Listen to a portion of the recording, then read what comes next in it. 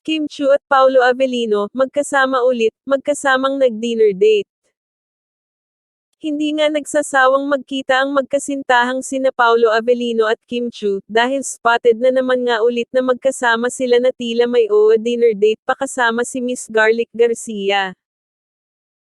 Sa ibinahaging video ni Miss Garlic sa kanyang Instagram story na may kasama pang ilang mga larawan na ipinapakita nga niya dito na kasama niya sina Kim Chu at Paolo Avellino.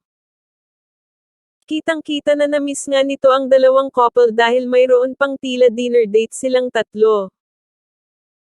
Pakiramdam ko, sinama nila si Miss Garlic para if ever makunan sila ng paparazzi having a date night together, pwedeng magpalusot na dinner with views PH head, same nung dinner na sabi to celebrate Miss Garlic's birthday but that was actually Paolo throwing a birthday dinner for Kim's birthday before she left for Siargao.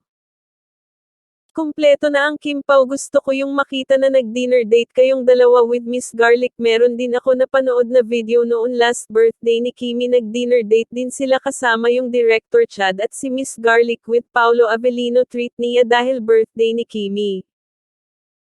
Sobrang happy nga ng muli nilang pagkikita-kita, kaya naman happy din dito ang mga fans ng Kim Pao.